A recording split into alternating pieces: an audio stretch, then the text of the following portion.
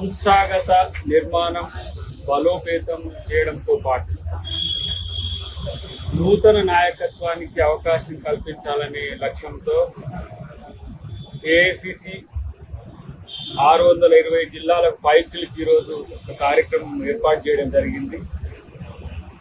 తెలంగాణలో ఉన్న పాత 10 జిల్లాలు, అంటే 33 జిల్లాలుగా ఉన్నా కూడా పాత 10 జిల్లాలకు సంబంధించిన ఏవైతే కార్యవర్గాలు ఉన్నాయో వాటికి సంబంధించి అబ్జర్వర్స్గా వేసిన వాళ్ళతో పాటు ఈరోజు జిల్లా ఇన్ఛార్జీలుగా, తర్వాత వైస్ ప్రెసిడెంట్, జనరల్ సెక్రటరీ ఇన్ఛార్జీలు అందరినీ కూడా వాళ్ళతో వచ్చిన డేటాను సమీకరించి రేపు నూతన నాయకత్వానికి అవకాశం ఇచ్చే విధంగా కాంగ్రెస్ పార్టీ కార్యాచరణలో ఇది తుది దశకు వచ్చింది అనేది, అంటే ఆల్మోస్ట్ ఆల్ కంప్లీషన్కి వచ్చిందిగా, ఫైనల్ లెవెల్లో ఉంది. దాంతోపాటు ప్రభుత్వ పదవులు, అవి డైరెక్టర్లు కానీ, కార్పొరేషన్ చైర్మన్లు కానీ, ఇంకా ఇతరత్ర ఏ అంశాల్లో ప్రభుత్వ పదవులు కార్యకర్తలకు, ముఖ్య నాయకులకు ఇవ్వడం అనేది రెండవది.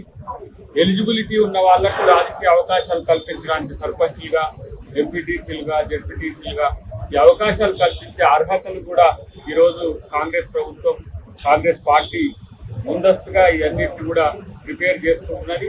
దాంతోపాటు ఏవైతే బీసీ రిజర్వేషన్లు ఉన్నాయో, బీసీ రిజర్వేషన్లకు సంబంధించిన అంశంలో రేపు 5, 6, 7 తేదీల్లో జరగబోయే ఆ సమావేశాలతో పాటు ఏ విధంగా బీసీ బిల్ తీసుకురావాలి, బీసీ బిల్ తీసుకొచ్చిన తర్వాత ఎట్లా ఎన్నికలను నిర్వహించాలనే విషయంలో కూడా ఈరోజు పార్టీ ఆలోచిస్తుంది.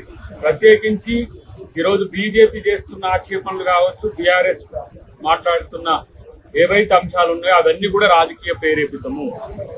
రాజ్యాంగబద్ధంగా, చట్టబద్ధంగా, శాసనసభ సాక్షిగా చేస్తున్న బీసీ బిల్లును ఈరోజు బీజేపీ కాంట్రడిక్ట్ చేయడానికి ప్రయత్నం చేస్తున్నది. వివిధ రాష్ట్రాల్లో ముస్లింలకు బీసీల కోటాలో రిజర్వేషన్లు ఇస్తున్న బీజేపీ, ఈడబ్ల్యూఎస్ రిజర్వేషన్లలో కూడా బీసీలకు, ఈడబ్ల్యూఎస్ రిజర్వేషన్లో కూడా ముస్లింలకు రిజర్వేషన్లు ఇచ్చిన ఇలా బీజేపీ ముస్లింలను సాగ్గా చూపి బీసీ బిల్లును అడ్డుకోవాలని ఒక ప్రయత్నం చేస్తున్నది.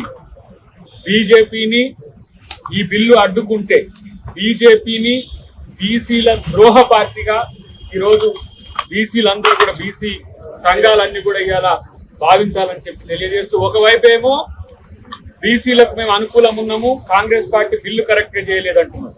ఇంకొక వైపు ఏమో ఎంపిరికల్ డేటా కరెక్ట్ గా లేదని అదొక ప్రచారం చేస్తున్నారు. ఏది ఏమైనా సరే ఈ రోజు జరుగుతున్న ప్రచారాన్ని ఎట్లయినా సరే తిప్పి కొట్టడానికి ఇలా కాంగ్రెస్ పార్టీ రాజకీయ కార్యాచరణ ఒకటి, రేపు ప్రభుత్వం తరఫున కూడా ముఖ్యమంత్రి గారితో పాటు ఏ విధంగా ముందుకు తీసుకుపోవాలనే అంశం ఈరోజు ఆలోచిస్తున్నాం. ప్రత్యేకించి బీసీల రిజర్వేషన్ల వాటా కూడా తేల్చినాక ఎన్నికలకు పోవాలని ఎత్తుగడ అని ఈరోజు బీజేపీ ప్రచారం చేస్తున్నారు.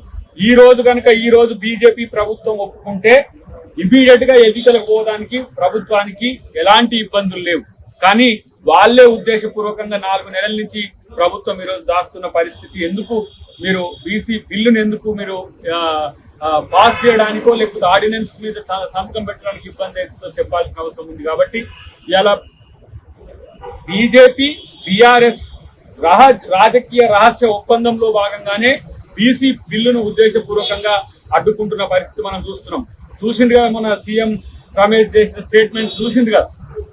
సీఎం రమేష్ చేసిన స్టేట్మెంట్స్ కనుక మీరు సమాచారం చెప్పగలిగితే, లేదంటే ఆయన ప్రశ్నలకు సమాధానం చెప్పగలిగితే బీఆర్ఎస్ నాయకులు గొప్ప అనుకోవచ్చు. కానీ మధ్యన కాంగ్రెస్ పార్టీని గుంజుతారు.